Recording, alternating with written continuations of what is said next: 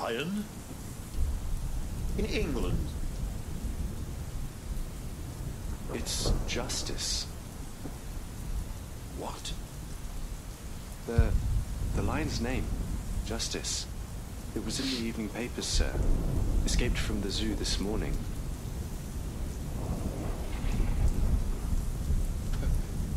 Justice. I wonder if those poor souls would agree. I suppose it's just one of life's cruel, pointless, unsolvable secrets.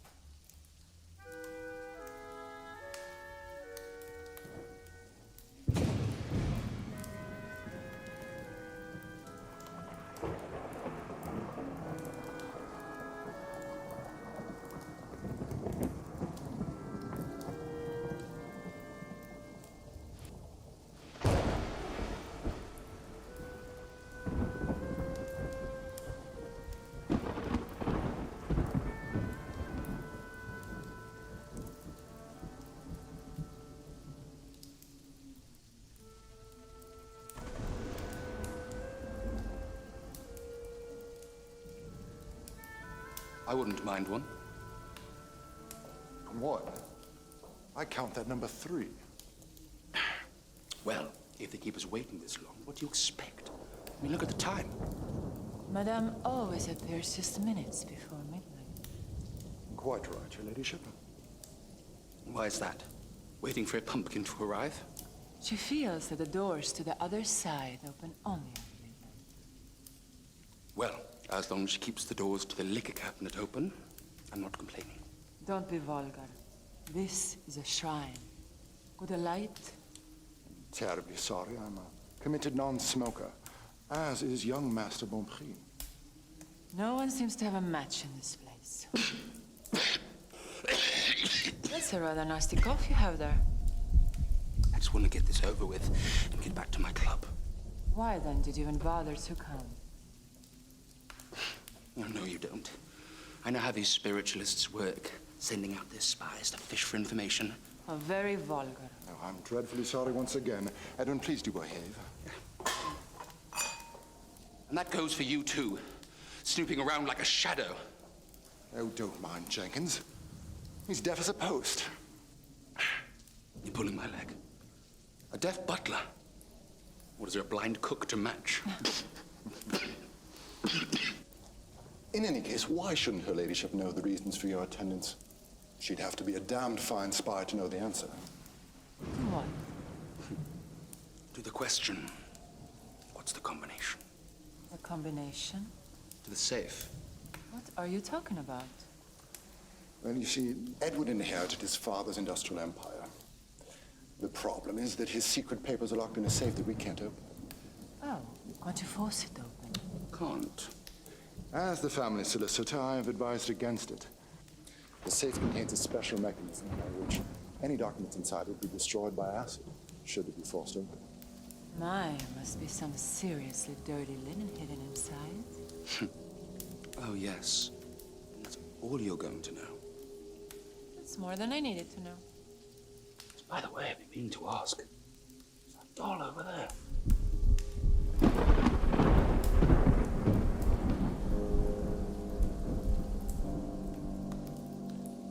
I have no idea. We hear she's American. A Miss Daisy. I loathe Americans. So vulgar. I hate to disappoint you, but I'm one of those vulgars myself. An American. As an apple pie. I have to say, you hide it well. Well, as they say, when in Rome. And when in London. Precisely. London is getting flooded by Americans. That lady over there, Miss Mills, I believe she's an American too. An American she may very well be. The lady? She's Madame Orlofsky's secretary. What a looker. Miss Mills. No, that's Miss Daisy. She will be mine tonight. You predict that. Can you really? Just look here. Yes. I can predict it. Red means I will be her lover. Black means she will be my mistress. What about the zero? Zero is marriage, so very little threat of that happening.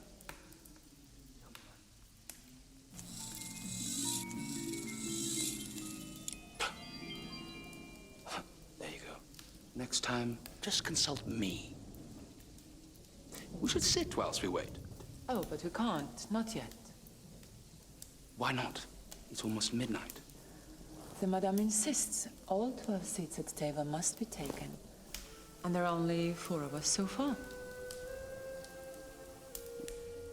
Yeah, what are those things? You'll see. What on earth was that? The doorbell for the deaf. Don't say. So the butler really is deaf. As stone. Why doesn't she get one in proper working order? Well, he's become part of the furniture. I suspect there's more to their arrangement. After all, the rest of him appears to be perfectly serviceable.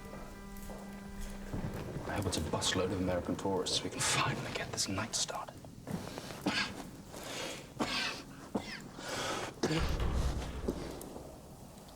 Oh, God, what are these? Oh, good, honest working people, I suppose. Don't you know there's a tradesman's entrance? Now, madame, let's show a little bit of Christian tolerance, shall we? I wish Madame Orlofsky would give separate hours for lower classes. I'm sure they're loaded with matches. Oh,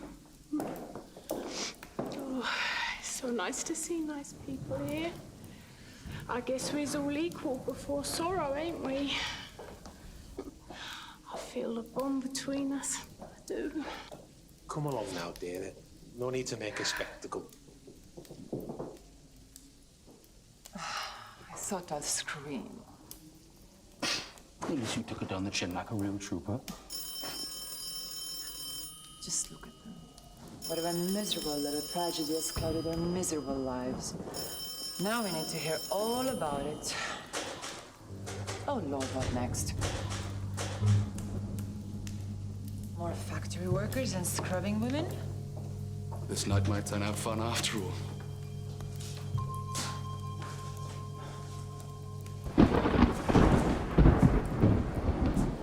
Brandy.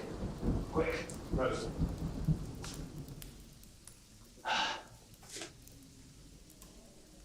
Oh, man, don't just stand there. Take my coat. What is the matter with you? Get me that brandy. What, are you deaf or something? He is indeed deaf, my good sir. A deaf butler? Well, I'll be damned. What a welcome after 2 hours' drive through a shitstorm. Please. I call a spade, madam. Want me to light that for you? No. Anyway, you can't stay. What? This is a private gathering. You must go. Mr. Arnhem, tell him. You see, sir. Wait a minute. Wait a minute. I'd like to see you try. I guarantee you all a knockout. And you would be? That's my business and nobody else's. I'm just here for the table tapping. A séance. Call it a Sabbath, old gal, as long as I get some answers. Wait, man. I need my coat back. There's something in my pocket I must have. Oh, Goddamn, you're deaf right. Look, my coat must have. Do you understand? Bring back my coat. I think we have a problem, sir. I think we do. My coat. I'm on it. Back. I heard you wanted a brandy, sir. You heard right, lass. Not like that other chap. I am Madame Orlofsky's secretary. You see, our butler is unfortunately... Deaf as a doornail, I hear. However, you see, sir, we're fully booked tonight. Only invited guests. Fully booked? What is this, the Savoy Hotel? There was no mention of that in the Times. In the Times, Madame hasn't advertised for over a month. A month, a year, who cares? This joint's still open, ain't it? This here says séances every midnight. There are what, 12 seats at that table? I drove all the way from London. I'll be damned if I leave here before I get some answers. Now look here, my good man. Don't you good man me, brother. You're talking to a middleweight boxing champion. I was about to suggest that you join us. Miss Mills, will you please take care of the man's coat?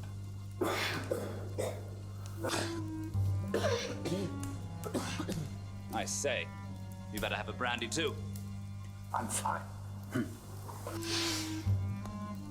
Well, well, well. Well, well, well. Renaissance tapestry. Rhonish grand piano.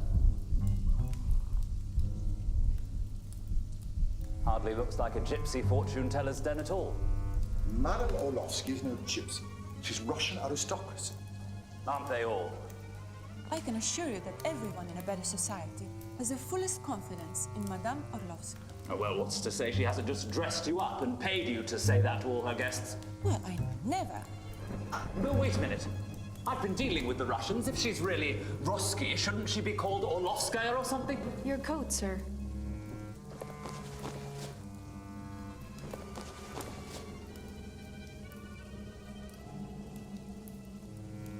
Wait a minute. Haven't I seen you somewhere before? I don't think so, sir. I never forget a face. It'll come to me.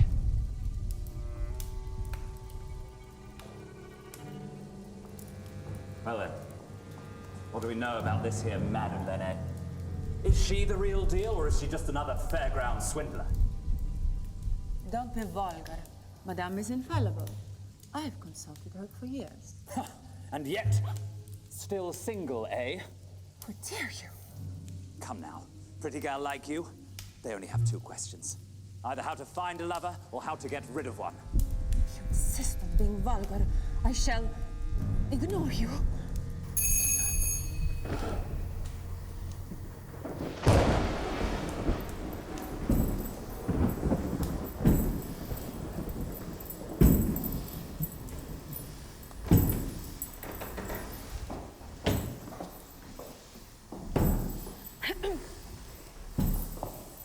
Ladies and gentlemen, Madame Orlofsky is now ready to grant you an audience.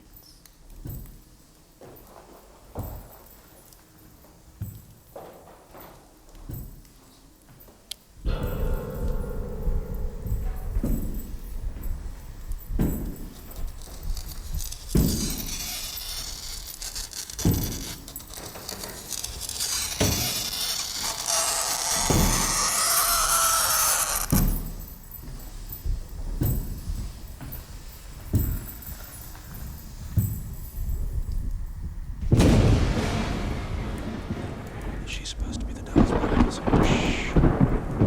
She only comes out in the darkness. Her eyes can't tolerate the light. There's only 7 people. 11 were supposed to come. It's this awful weather, madam.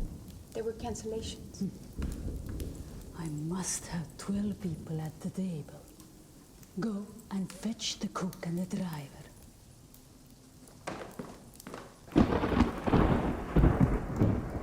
I welcome you. It's almost midnight. Don't we know that? Please, all of you, choose a seat for the séance. I will take the one seat that remains vacant.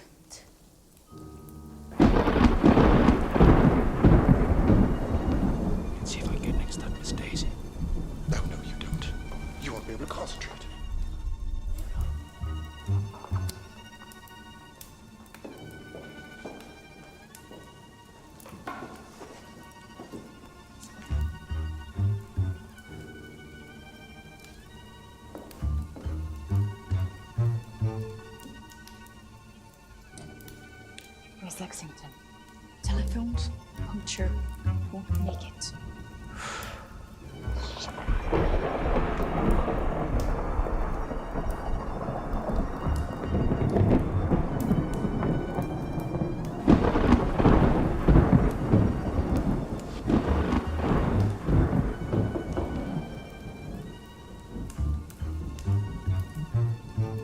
Sit.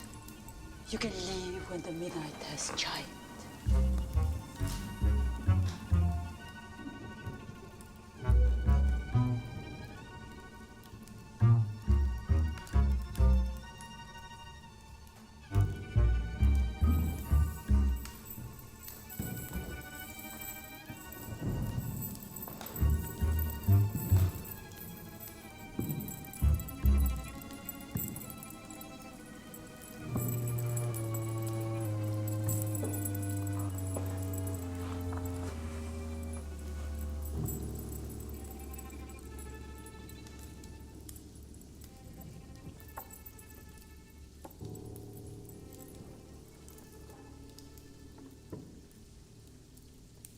I know not your names or your questions to me.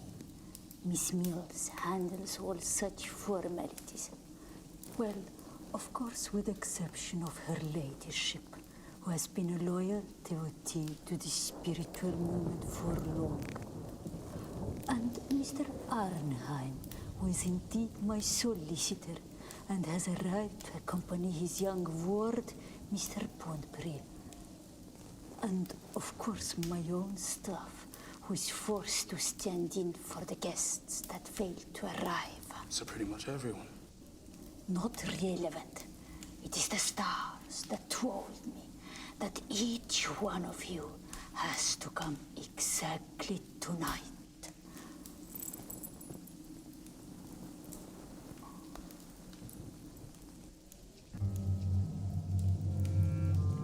Yes, I can feel it. Tonight's the night. Before the bell chimes 12 times, 3 secrets will be revealed at this table. Yes, 3 secrets. I'm a man.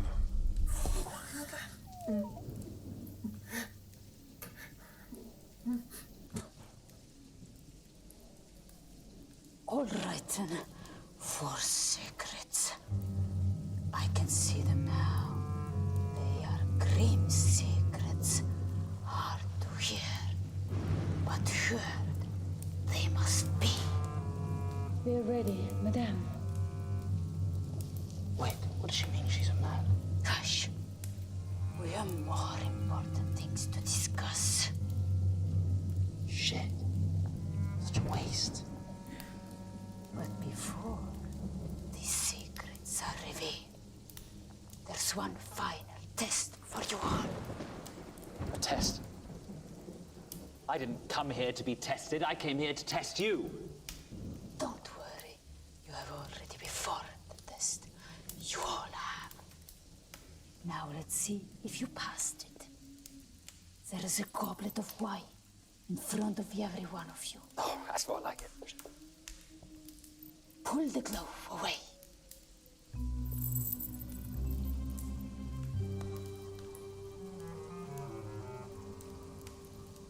The spirits have led each of you to your star sign.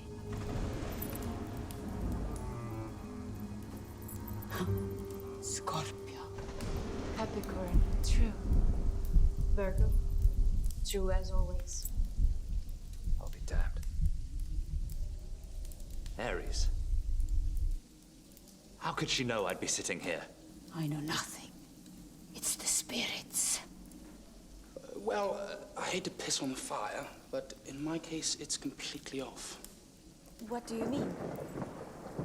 I mean, it says Libra, but what can one do when one's a Leo? But the spirits of Madame are never wrong. Are they? Okay, I'm out of here. I knew this was a waste of time. I wouldn't wait. Well, if she can't get this one right, Why should I trust her? Edwin, my boy, I don't know how to tell you this. Tell me what? You are a Libra. No, I'm not.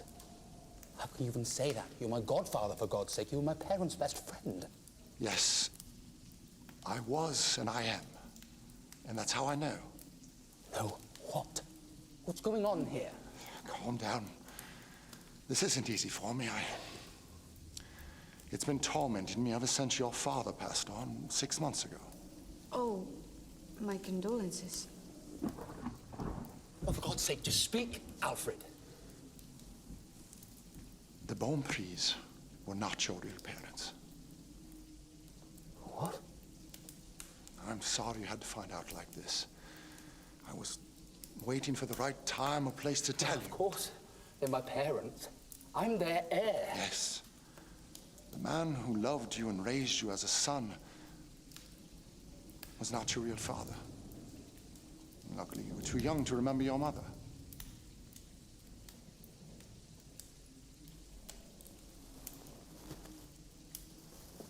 So I'm not Edwin Bonprix. Of course you are. Only not from the start. One secret has been revealed. That was cruel of you, Madame Orlofsky. Alfred, you can't leave it at that. Tell me who my real parents are. The Bonprix were unable to have children of their own, but they were reluctant to adopt publicly for fear of casting doubt on the legitimacy of their heir. So they went abroad for a short time, ostensibly to give Mrs. Bonprix a rest cure. And when they returned, it was with a child. He looked a little older than a newborn, but on your birth certificate was stated October 3rd, as would seem appropriate. Wait a minute. Are we obliged to sit here and listen to your sob story for the rest of the night? What about my secrets? What am I paying for? No one is obliged to pay anything. Besides, you don't have any secrets. Don't I now? Your death wish is no secret. It's written all over you in wet paint. It smells and sticks to everyone who comes in contact with you. Is that so? You drive fast cars and speedboats and airplanes while drunk and act like a dear devil laughing in the face of death. But the truth is, behind this mask, you're a coward. Watch your words, madam. A coward who is flirting with suicide to make others admire you. If indeed you do have a secret, it's that you're morbid and afraid of dying. Now listen here. You play everything safe, even though you appear to take risks.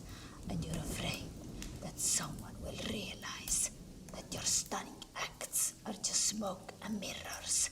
And your death wish is just a vaudeville act to make the lady swoon. Would a coward do this?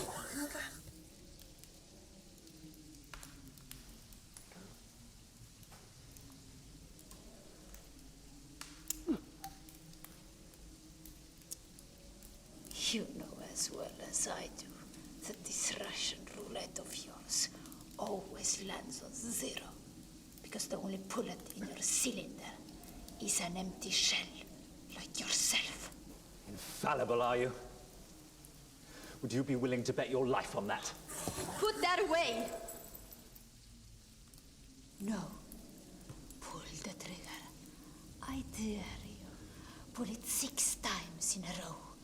Then we'll see the truth.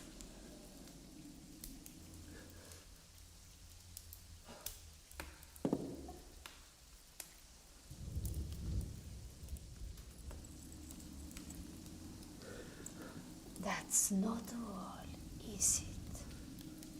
Yes, I can feel it. You're afraid of something else. You're afraid that your charade has attracted death's attention. You're seeing signs of it, watching you, waiting. You have realized that what began as a game is now a hunt. And you're right. You will not live to see the dawn.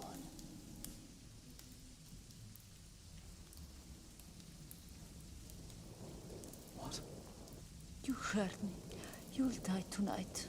But if you please, not in my house. So I suggest you leave now. Leave? Yes, we're through with you. There's nothing more. I die tonight?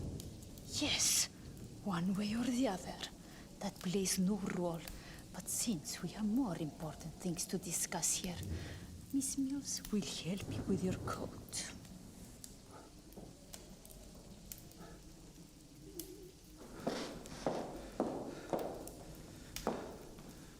Let me take this for you, sir.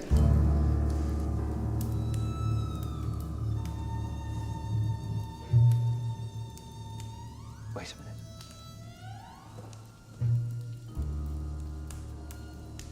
Now I recognize you. Sir, let me show you out. You're that. Sir, That- Madam needs to concentrate. We shall talk outside. No. Sir! Wait a minute. Sir! What the hell is going on here? What is this? Sir! You're... What? Sir.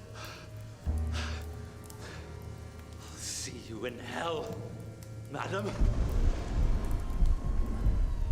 And we're thankful for your generous contribution, if you would. Good evening to you. So, that was the third secret. No, who counts them? So how will he die? Will he crash his car? Probably the way he has been going. But not tonight. You mean he isn't gonna die tonight? Oh dear, no. From what I see, he unfortunately still has many healthy years ahead of him. So why then did you tell him he would?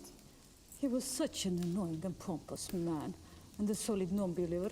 I felt his presence was blocking my channels. What was that? A car backfiring. Yes, my dear. Not to get excited about. It sounded like... No, I didn't, my dear. Now, control yourself.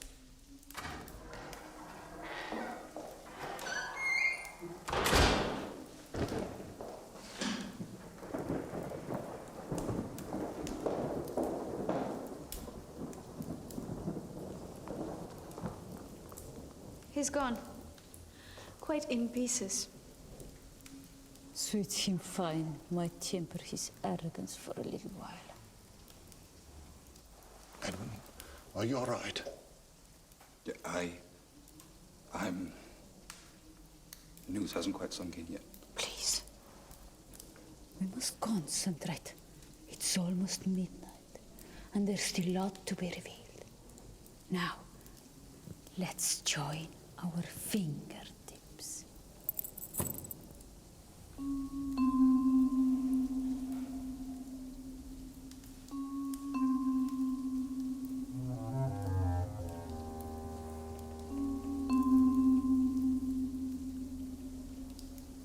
Yes, I can feel it. The spirits are whispering to me.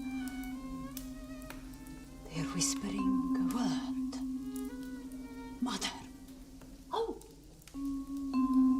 It's me mother. The who?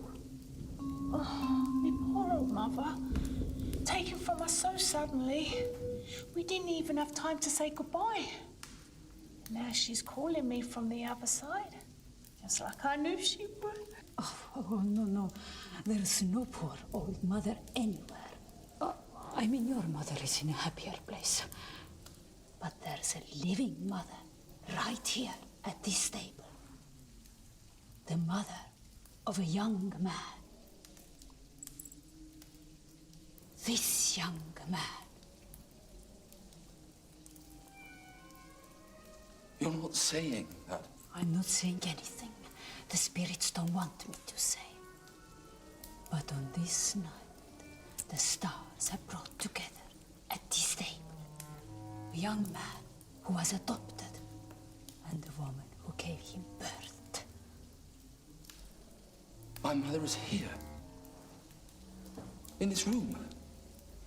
It was written, something that could only have happened at this hour, on this very night, during the Great Alignment. A miracle. Madame Orlofsky, you're not seriously suggesting that... Don't look at me. I've never been touched by a man. Then who? You're too old to be my mother. Then you're too young. And you're much too... Yes, much too. And you need a shave.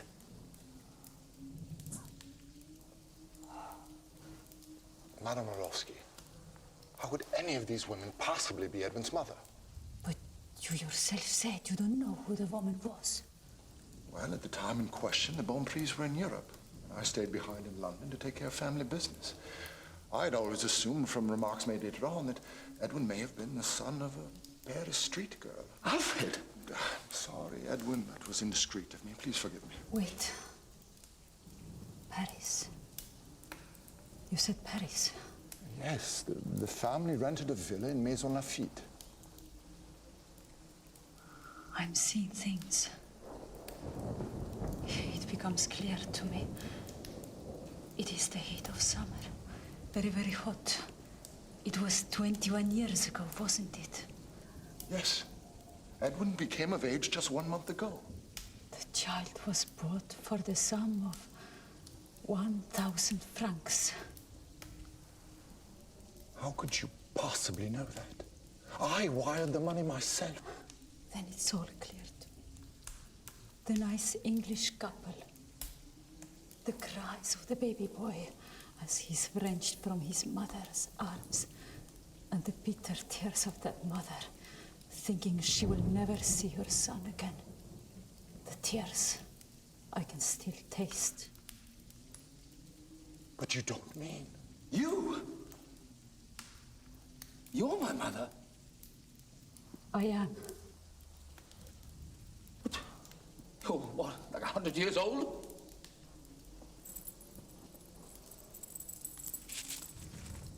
I'm 38.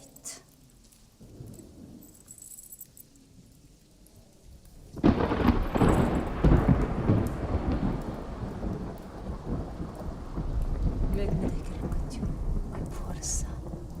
After all these years. But how can this possibly be? You must explain. I knew something would happen tonight. The stars are in a mystical alignment.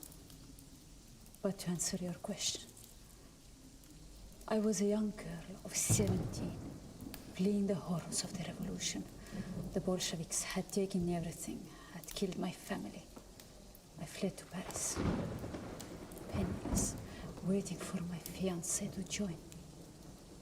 And then I learned that he too has been murdered. So I was there, poor, abandoned, with child. I was desperate. Until a nice English couple approached me and offered to take my son and give him everything he could ever want in life. My mother?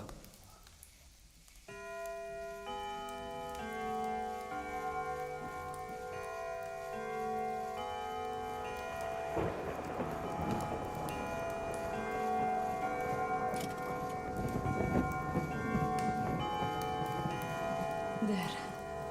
The secrets have been revealed. Fields. Hello? Take everyone to the station. They can make the 1 o'clock train. I need to talk to my son. But madam, we've not had our answers yet. No, we haven't, have we, Liam? What about my poor old mother? I think you'd prefer to live without these answers. But what's the meaning of this? I now see your real motives. They are illuminated by the darkness of your black conscience. Well, I never... And you better never again, or you both will hang. You mean these two took the old woman for a ride?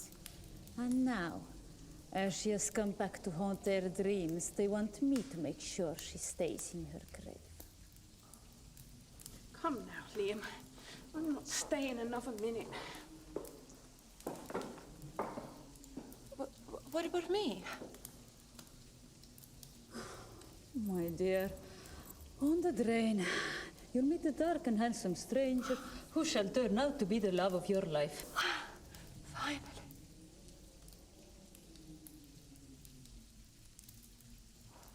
And the exact same goes for you. I'm sorry. It would seem the two of you belong together. Right. Well, beggars can't be choosers.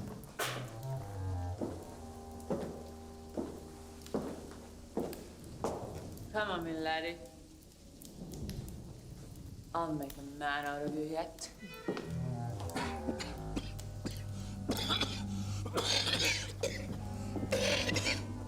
I would see a doctor about that cough.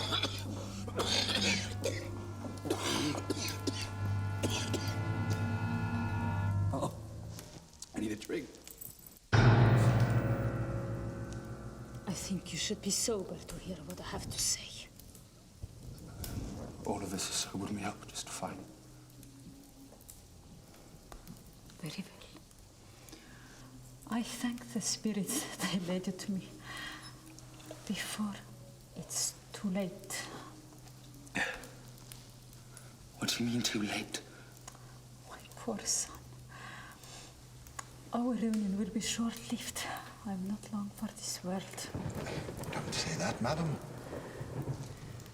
I haven't told you, or in fact anyone aside from my secretary and my butler, but a year ago, my physician gave me no more than 12 months to live.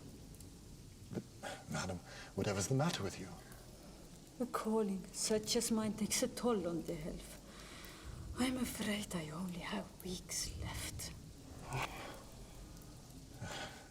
I'm devastated. But can't you get a second opinion? Do you require anything else, madam, before I depart? Yes, my dear. Some paper and a pen. Right away, madam. Wait, why is she leaving? Doesn't she sleep here? Especially if your health is bad. This is an evil house. It's haunted by many restless spirits. No one can bear to stay here but Jenkins. He will drive Miss Mills home and then return. And this house is haunted? Only I am able to control the spirits. Everyone else are driven mad by the voices that seem to whisper right into your ear. From the floorboards and from the walls. Jenkins seemed to be immune, as he's deaf. But, madam, mother, you can't be dying. Not now, not just... My dear, you absolutely must see my physician. The way you cough. I wouldn't want you to follow me anytime soon. But you must know, I die happy because I have found you. Don't talk of death. Not now, when we've finally been reunited. It is written. But there's something I want to do first. There's something I want you to have. What is it? All of this. This shall be my legacy to you. No, I can't accept that. Don't be foolish. Who else I would leave my earthly possessions to? It's your real father's fortune. Your birthright. Here you are, madam. Thank you, my dear. Keep an eye on Jenkins driving. He speeds like a madman. The night is full of dangers. Yes, madam. See you in the morning. Gentlemen.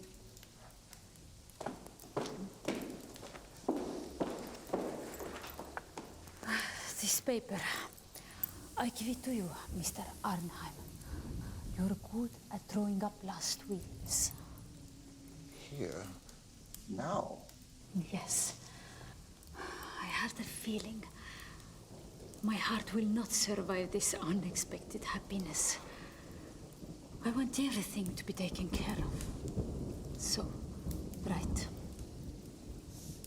I, Zina Ivanova, otherwise known as Madame Orlofsky, being of sound mind, hereby bequeath all my earthly possessions to my son, who was taken from me at birth, and thereafter raised under the name of Edwin Bonpré, and with whom I have now been reunited. You will add the rest of the necessary formalities yourself. Done. So, this is a legal document to prove that Edwin is my son, and will, as my only living relative, inherit everything. It will be once it's signed by the witnesses. How many witnesses are needed? Normally 2, but since the guests and the servants have left... Thoughtless of me. Can you be the witnesses? You and your Edwin. Anything for you, Mama. Well, it is unusual to have the beneficiary sign the will. It would indeed confirm that you acknowledge Madame Morloski as your mother, and vice versa. Yeah, that's fine by me.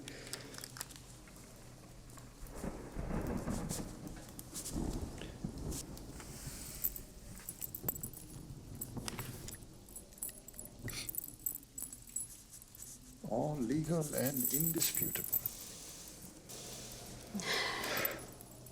I trust, Mr. Arnheim, that you are willing to take this document into your safekeeping. Yes, that would probably be wise. But, my dear, I'm so overwhelmed by our reunion that I've quite forgotten that you came here for a reason of your own. Oh, no, it no longer seems so important. But it is. Wait. I'm sensing it. It's about your father, the man who died recently, making you his heir. Oh, yes. No, there's something I need to know. We must resume our original positions.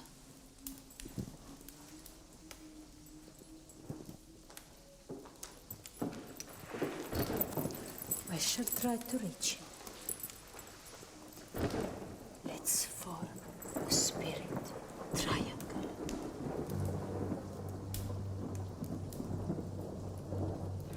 Picture him in your mind.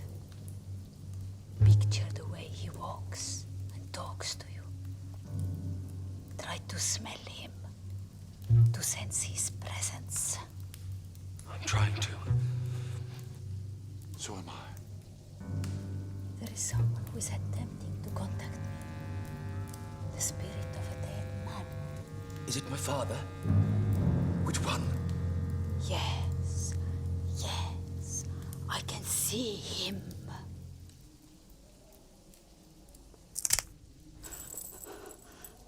What was that? Sorry, what was what? I thought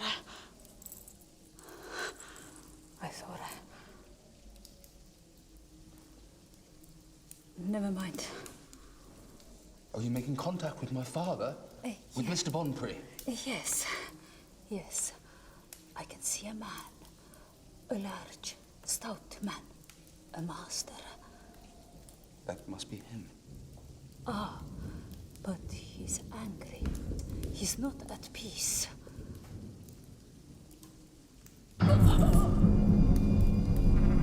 Oh, you're right. God, what's wrong with her, Alfred? I believe she's gone into a trance. Something doesn't seem right. Don't like it. Whatever you do, don't break the connection.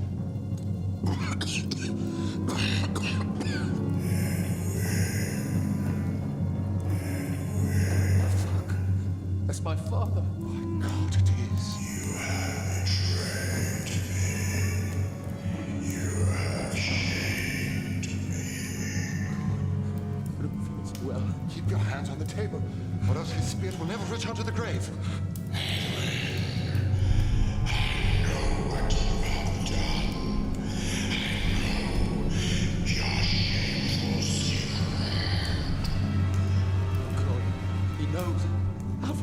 funny. Vile creature, and from beyond the grave, I will cast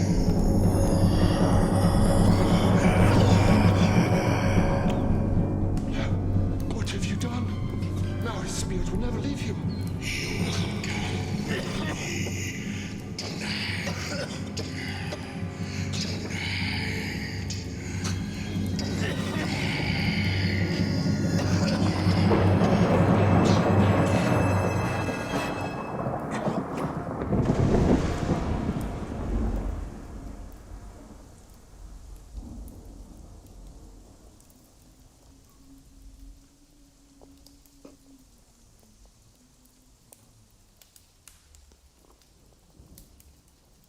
So,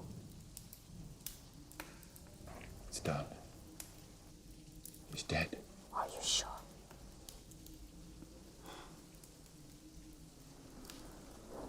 To be honest, I thought the poor bastard would kick the bucket before he signed.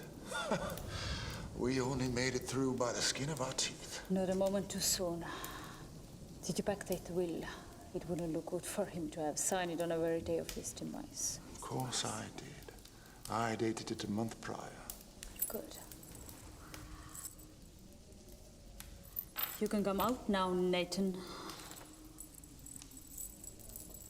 Well played, my dear. For a moment, I really did believe you were seeing things. At one point, What? I don't know. I had the feeling we really had attracted death. Well, I was so good.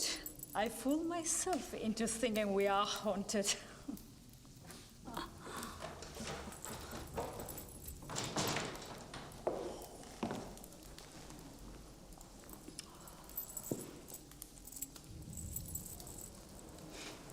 You have made blunders before. That this takes the cake.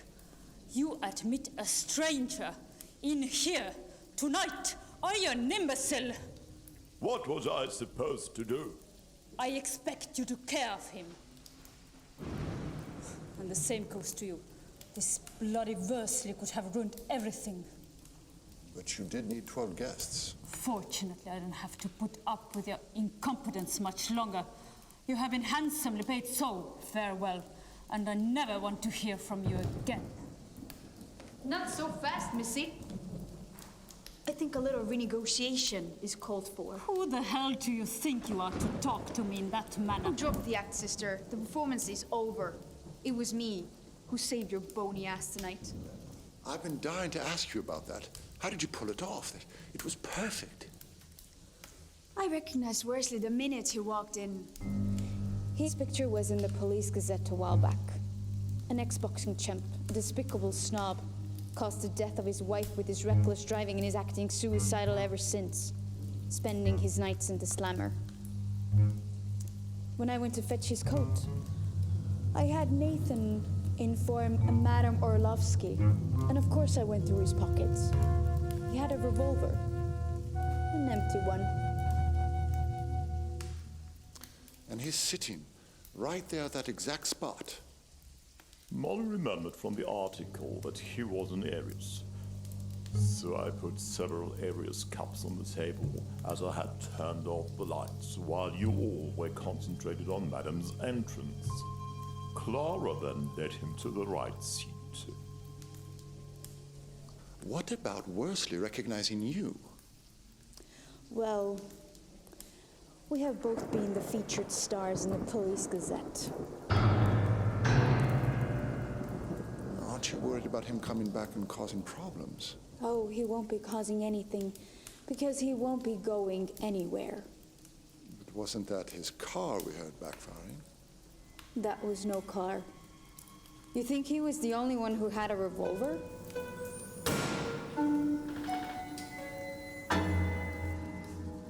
And thanks to us, his car is now in the river, as is the other car, with the rest of the cast.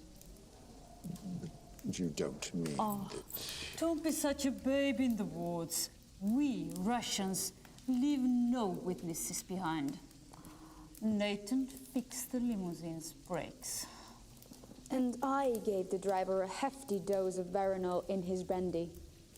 So we sure as hell are entitled to an extra bonus for getting our hands dirty. Ain't we, honey? That's right.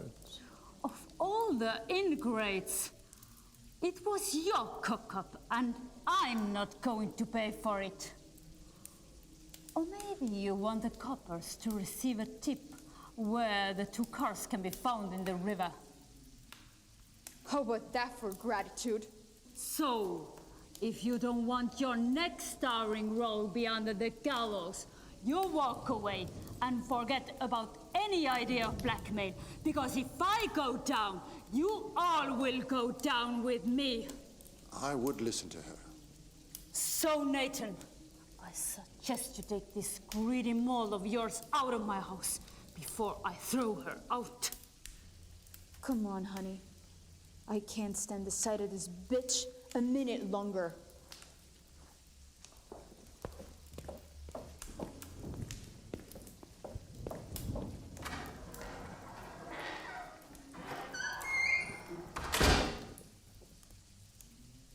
The kid was in worse condition than I thought.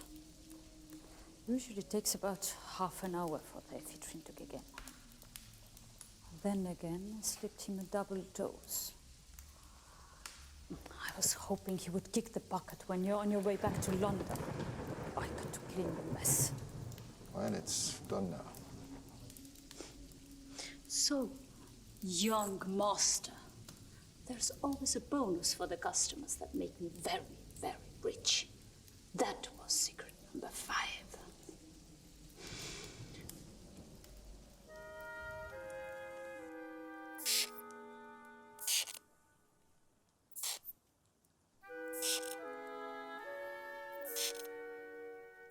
Are you awake? I've been thinking. Thinking? About things we've been discussing lately. Oh. You mean money? Don't make it sound so vulgar. Well, I can't help thinking about money when I'm all but ruined. Don't exaggerate. Your finances are perfectly fine. You'll be able to live comfortably. I'm not a washerwoman whose dream is to live comfortably.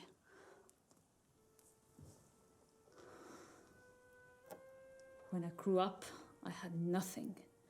And I promised myself I will get everything, and I got it. I will not lose it. Well, there's always more money to be married. Have you any more aged board members left on your list? You snatched up 3 of them already. Yes, you put me up with them fine.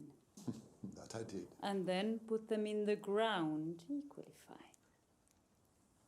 Now, madam, we in the legal profession would term such an insinuation slander.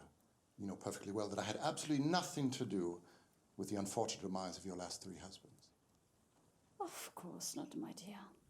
But I clearly remember my first wedding. Don't you? That would be your first London wedding, after you'd run out of continental husbands. Remember me in my white lace dress, wearing the wonderful emeralds good old Sir Mortimer gave me. The ring, the necklace, the earring. And the first thing you told me when we were dancing our first waltz. Remember? You said... Madam, do you know these stones can kill you without a trace?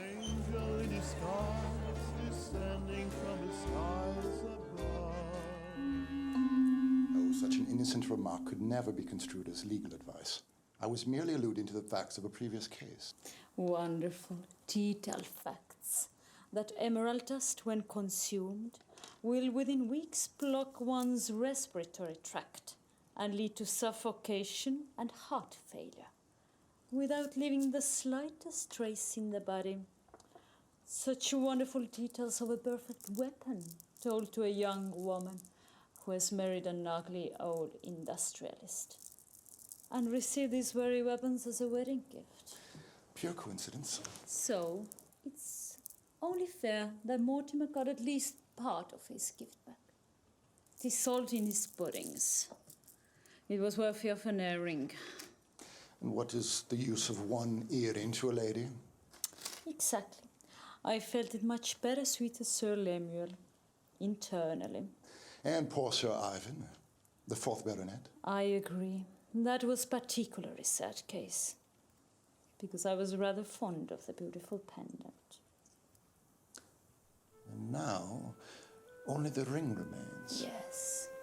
I kept it for a special occasion. I'm sure if you were to agree to marry me, that occasion would present itself. Don't be daft, darling. I will never marry you. You're just after my money. Which is dwindling. But if you would help me to get rich again, I would split my fortune with you. What fortune are we talking about? The fortune, about 2 million, I think. That sounds suspiciously like the Bonprix estate. Oh, Alfred, think of it. Wouldn't it be gorgeous to have all this money? Think of what we could do with it. Oh, you do remember me uttering the name Bonprix. The only problem is that neither you nor I happen to bear that name, which grants access to that money. But your ward does. The last time I checked, my ward was busy gambling, drinking, and fighting, and not at all inclined to share his good fortune with us. Such an unwise behavior for a boy with a heart condition. You did say he has a heart condition, didn't you? I'm not discussing the private affairs of my clients. Well, I remember you casually mentioning it when you told me he's a spoilt brat who treats you like a dog. Well, one can't be too picky about who pays one's bills. So why not pay them with his money? I'm sorry, where is this conversation heading? If you're looking for a 4th husband, I should warn you that Edward Bonprix is not of the marrying age. He's just a kid. And every kid needs a mother. His mother died when he was 2. Mrs. Bonprix died, but not his birth mother. I seem to have casually mentioned quite a few things. You should never trust a woman who keeps your wine glass filled to the brim. I'll take note of that.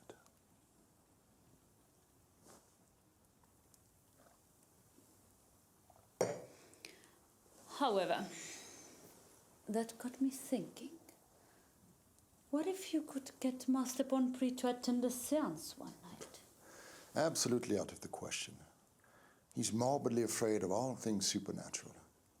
And even if he weren't, why on earth would he attend a séance? I'm sure there's something he wants to know. Perhaps something he'd like to ask his dear departed father. Well, there was something about an unknown safe combination. There you go. He will come to contact his father and ask for the combination. But you can't give him the combination, can you? Don't be so slow, darling. Of course not. Because when the séance is over, he won't be needing the combination. Because he'll be dead. Firstly, I don't know what to say firstly.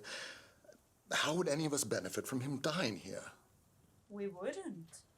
Unless by that time he happened to have found his birth mother. But I don't know where she is. I'd always just assumed that it was the Bonprix gardener and his wife. And they're both long dead. Precisely.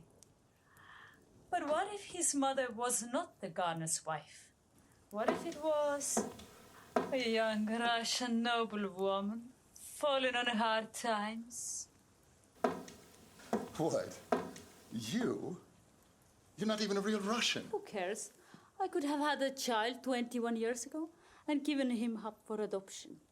Something which you, in your capacity as his family's long-serving solicitor, could confirm. So you just invite him over here and then announce that you're his mother? I haven't quite figured out the storyline yet. Perhaps his father's spirit reveals the truth to him. The spirit of... It will be Nathan, of course. He's very good at mimicking the voices through the loudspeaker.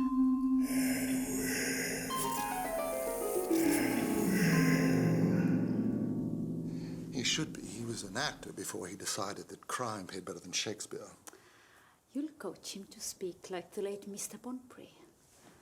Give me some dirt from Edward's private life. There must be something he desperately wants to hide.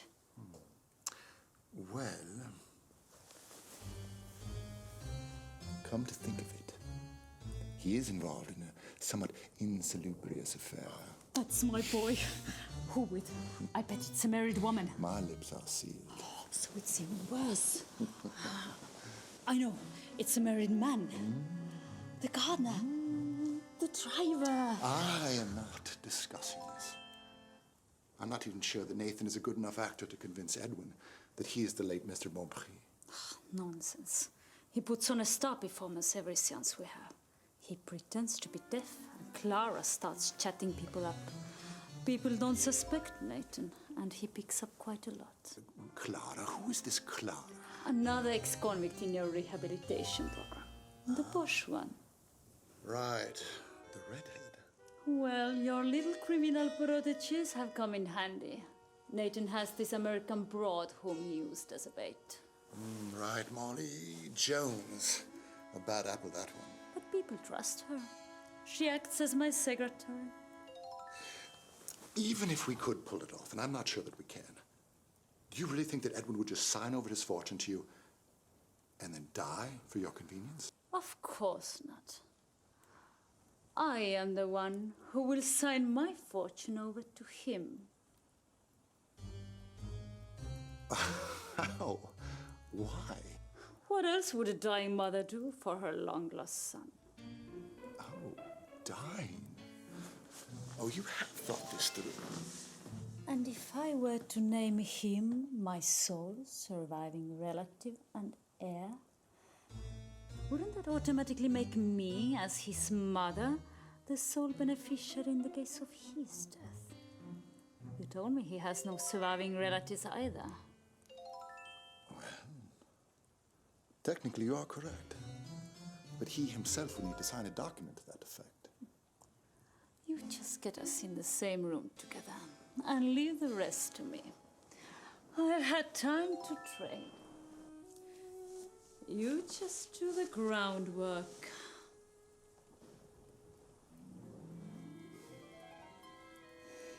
There's enough here to bring down a bull. But that ring, it's worth a fortune.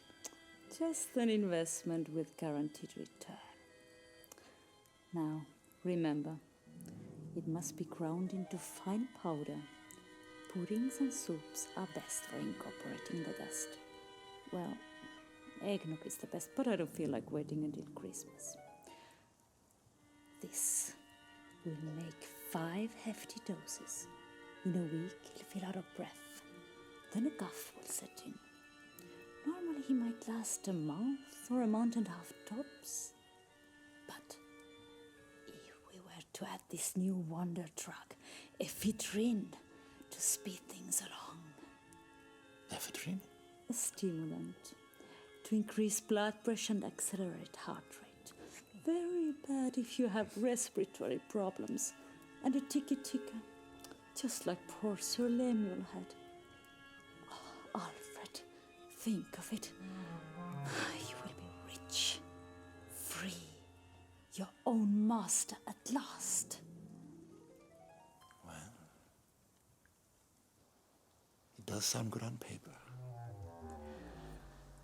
You just leave everything to me, honey. A lady must have her secrets.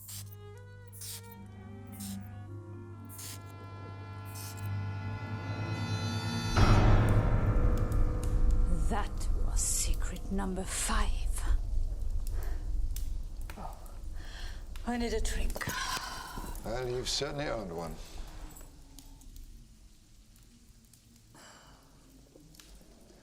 How long do you think before I actually get my money?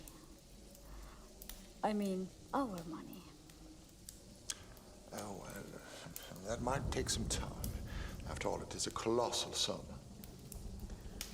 I'm thinking of Brazil or Cuba.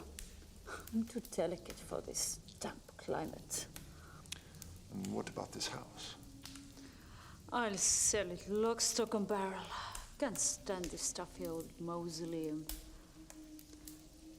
Well, worked fine as a backdrop for a good old spiritualist racket, though. Well, I might buy it myself. You? You will be boating on the Riviera in a week. Oh, no, it would raise suspicion if we were both to disappear at the same time. We must keep up appearances. Well, I suppose we better call the police. Or would it look better if we called the ambulance first, to show we did everything in our power to save him? I suppose so, but why are we still sitting here in the dark?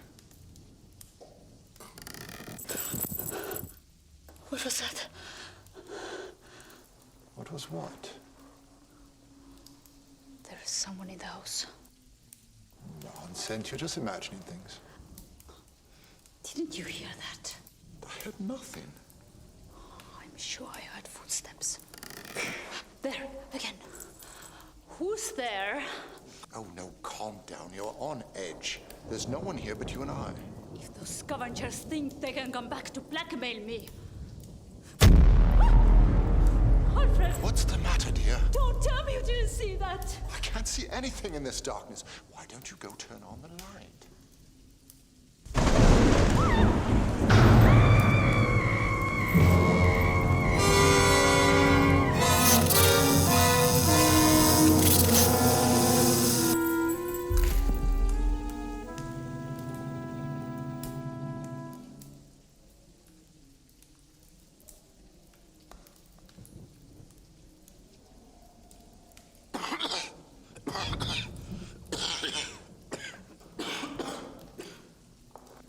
Bloody hell. I almost fainted holding my breath. The wine must have gone down the wrong pipe.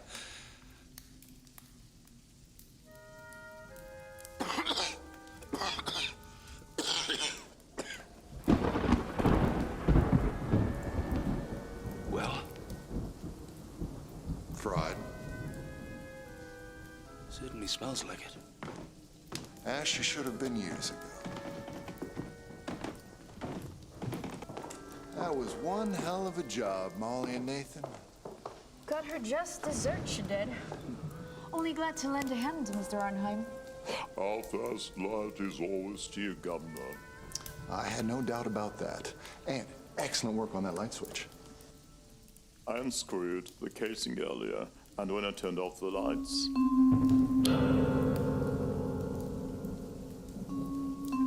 I just slipped it off, nice and discreet. I'll wire the money to your American account tomorrow. Pleasure doing business with you, Mr. Arnheim. We are going to get married and buy a little farm in Ohio. Oh, that's the spirit. But before you do, you need to call the police and inform them of the tragedy we just witnessed. The poor mother, electrocuted in front of her loving son. And all witnessed by the family solicitor. It's what we call, in legal parlance, an act of God. And you can't prosecute God, can you? Right. Right. Time for the last performance.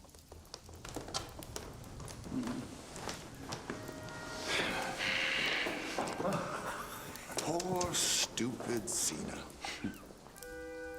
Always so intelligent and observant, unless blinded by the brilliance of her own performance. We should get that poison ring, so we don't raise any more suspicions.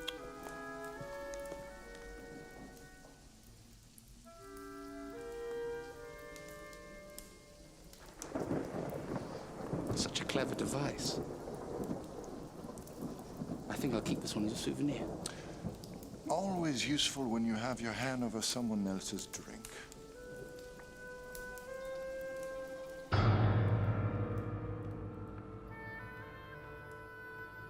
No wonder she didn't notice you swap our goblets. I myself didn't even notice that. You have nifty fingers. In my profession, you must. Oh, she looks so naked without her ring. Perhaps we should return this one to her.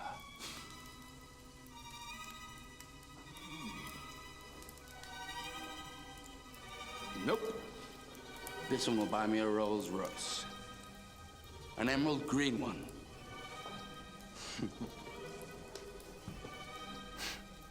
So, Mummy dearest, was this something you didn't think of?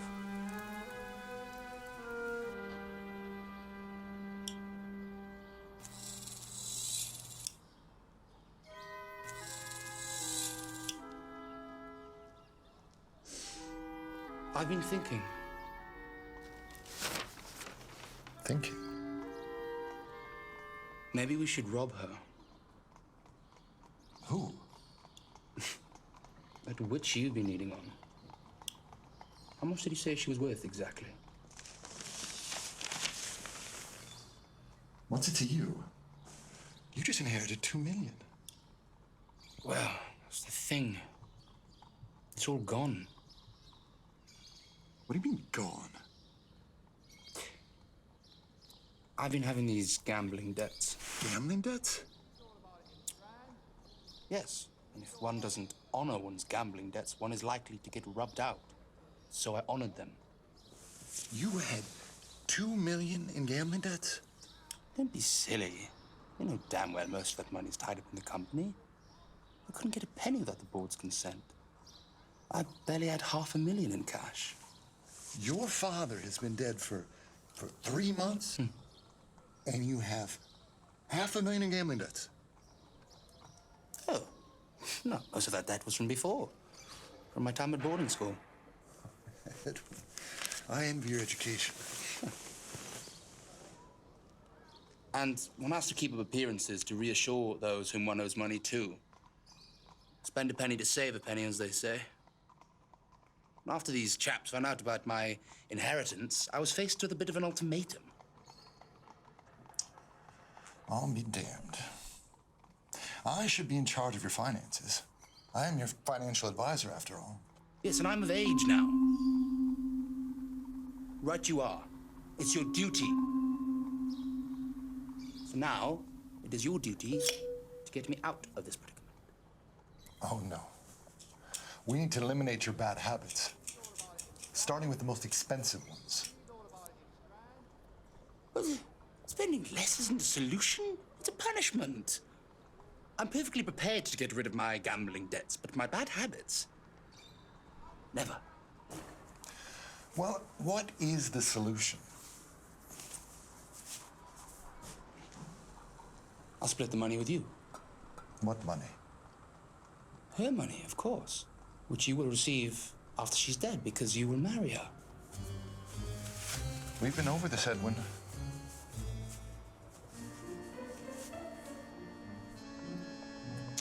She refuses to marry me. How could anyone refuse you? She knows all men are after her money. The funny thing is, she doesn't even know how much she's worth. Her hubby's died before they had a chance to give her a tour of their riches. You mean the painting? The stupid woman doesn't even realize that she has an original Da Vinci on her wall. Besides, I wouldn't dare marry her. She's a professional widow. She's put 3 husbands in their graves, and I taught her how to do it.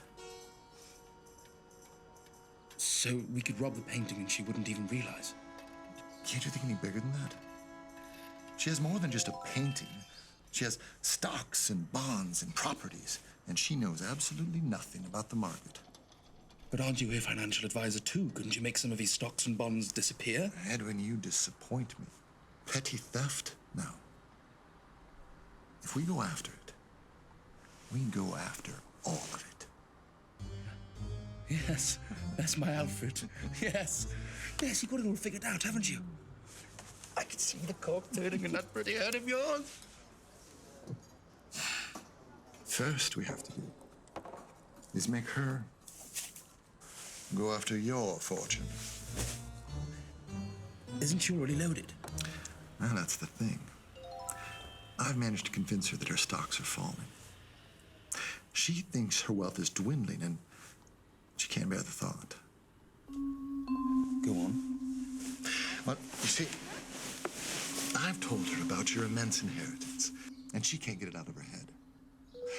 I also mentioned that you have an incurable heart condition, asthma, and will probably die very soon.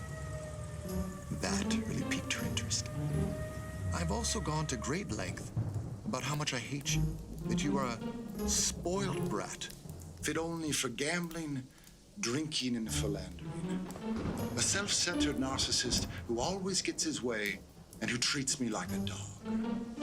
It's only a matter of days before she'll bring the subject up herself.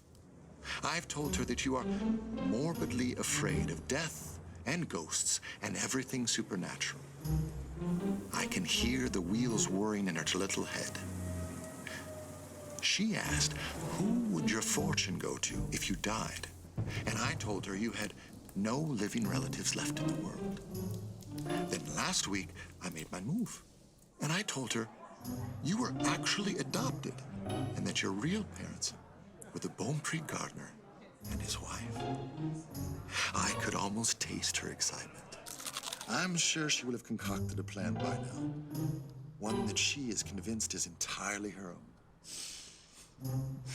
And when's your next meeting with her? In 1 hour.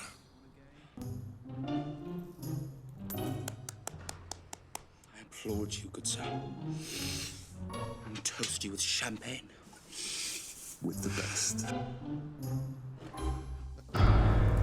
So, Mummy dear, you were wrong.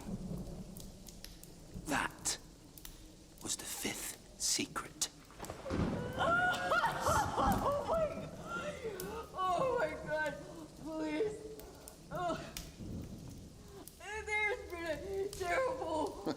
That is one hell of a performance. By Jove, it is. One should pay good money to watch that. Oh, but we are. Or are we? Whatever do you mean? Nathan behind the wheel is a disaster waiting to happen. Lead-footed driver, speeding under the influence on a notoriously dangerous cliff road in a car with no brakes in a rainstorm. I'd say there's a 50-50 chance that no payment is necessary. Make that 60-40. Without... But no, you didn't. I did, just after I arrived.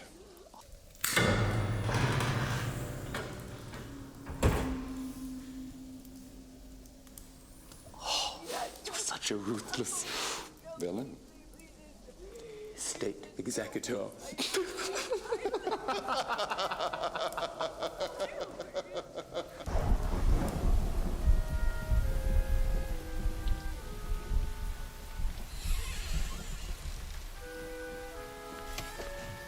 Sir!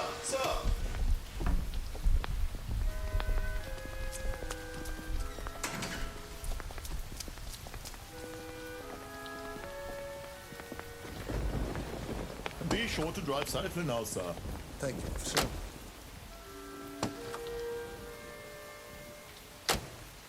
And once again, my condolences to you, sir. Thank you, officer. Thank you. Have an excellent evening. Thank you, sir. Thank you.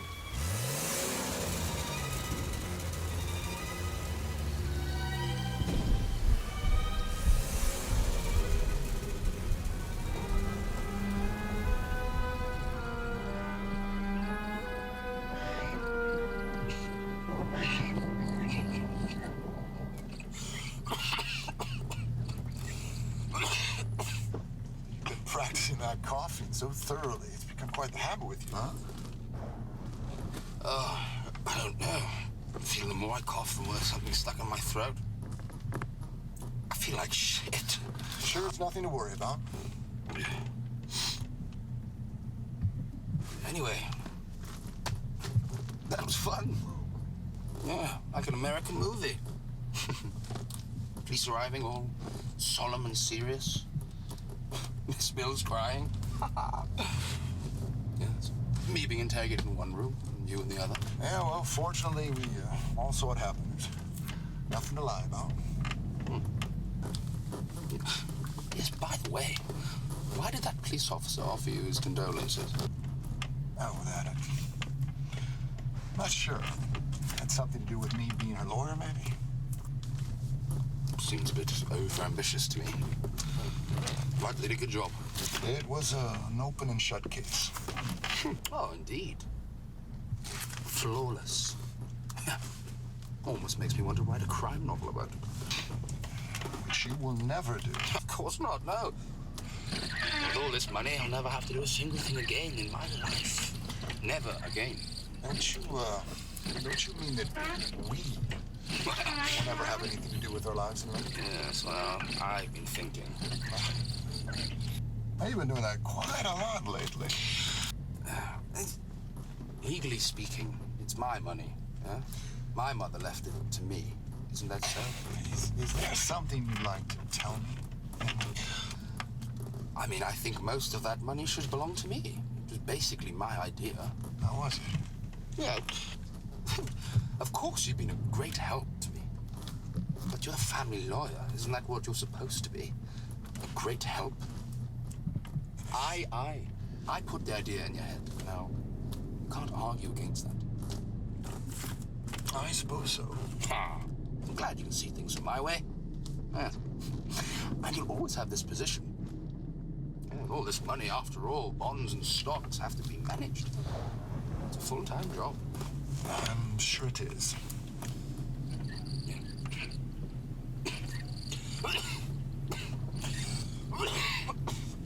That sounds positively morbid, my dear boy.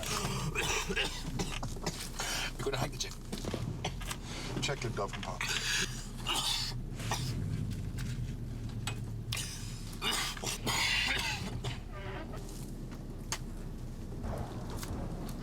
Oh, shit. Blood. Oh, you're just overexcited. There's nothing a good night's sleep wouldn't fix.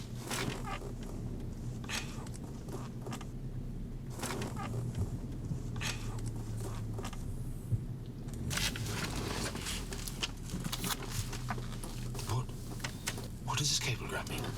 Which one? Congratulations, old friend. Kiss the blushing bride for me. Didn't I tell you? I got married on Monday. You got with? Orlofsky, of course. It was the final condition that I set for killing you. Don't look at me like that. It was your idea, after all. But why? Because we all loved you, boy. So you told the police? Nothing but the truth, my dear boy. Nothing but the truth. So you see, officer, it was to be a family reunion of sorts. I met my wife while searching for the birth mother of my ward. He found his mother and I found the love of my life. And now, this tragedy. I hope the shock won't prove too violent for the young man. He's not at all well, you know. He has a bad heart, asthma. To be honest, his mother and I weren't fearing for the worst. I feel such a responsibility for him now that I am legally his last living relative left in the world.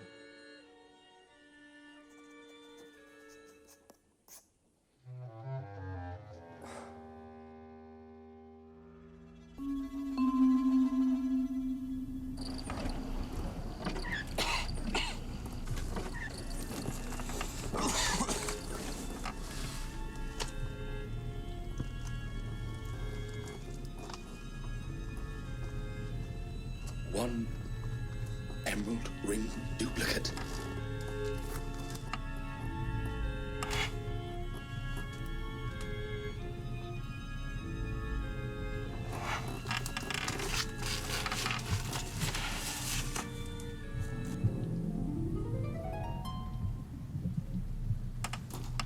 Is this the Orlofsky ring?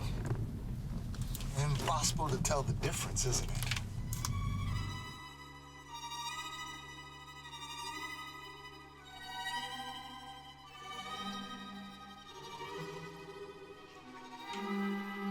So, this is the original.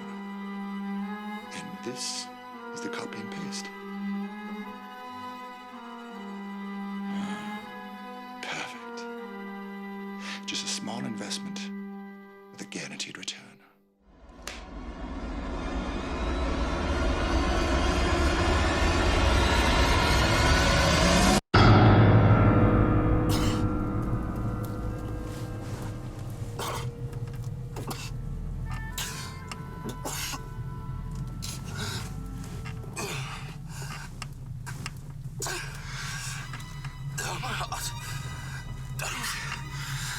I don't feel so well. You supposed to change the comments. Did I? Did I not?